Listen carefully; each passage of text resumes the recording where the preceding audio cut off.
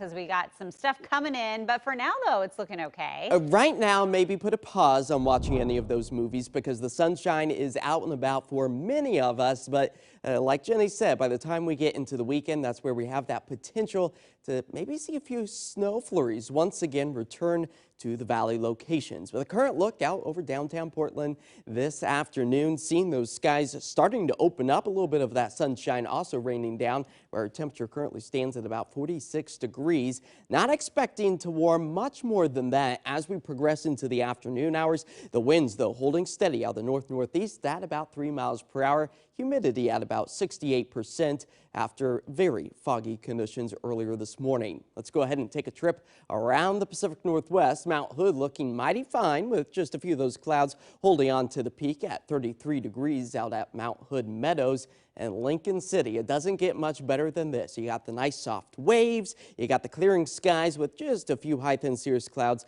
far off to the shoreline. As for the satellite and radar, showing some of those clouds out over the Pacific Ocean, but for the Willamette Valley, still holding on to just a bit of that fog for the central Willamette Valley, but that too will continue to clear up as the overnight hours progress. And for our radar, seeing calm, quiet, and clearing conditions for the Portland metro area. That's going to be a trend that we continue to see well into this afternoon and evening. Now for our monthly temperatures, we've sat above average for about 17 days. Our normal temperature is at about 48 degrees. We'll likely continue to hold on to those at or above average temperatures as we work our way into the middle of the week. But by the time the weekend rolls around, a big cool down is on its way. And that will also be bringing back the return of the wet weather. As we were drier on Thursday, Friday, just the same on Sunday and Monday. And today, likely a rinse and repeat scenario as our rain averages slowly start to taper back below what's normal for this day of the month. But over the next 6 to 10 days, above average precip expected for the southeastern corner of the Beaver State. But that also comes with a bit of a cooling trend. Below average temperatures are on the horizon, and it all gets going Saturday into Sunday.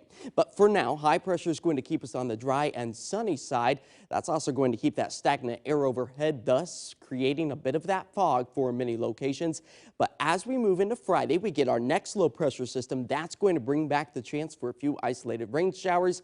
And as we look up in elevation, this is where the jet stream lives, and it's the gatekeeper between the warm air to the south and the cold air to the north.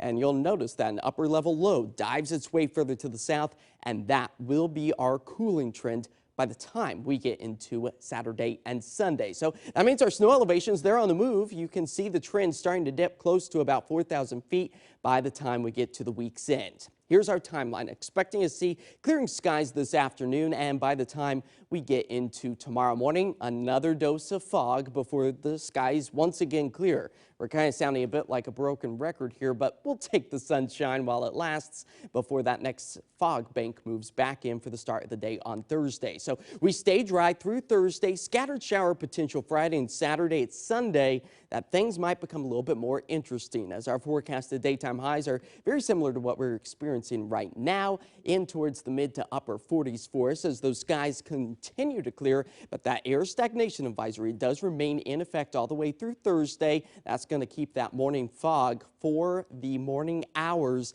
And then for the rain, it's going to return by the time we get to Friday into Saturday.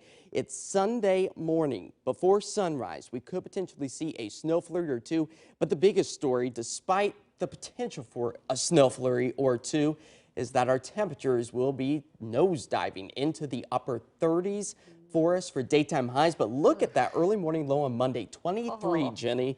You got your winter jacket close at hand because you'll need it. I do. Now, if my daughters do, that's the question. With Yes. their crop tops and things they wear to school these days. Prepare them now. They're I'm going to gonna want to tell bundle them. up. Yes, you need to wear clothes. Okay, we'll be right back with more news and a final check on your forecast.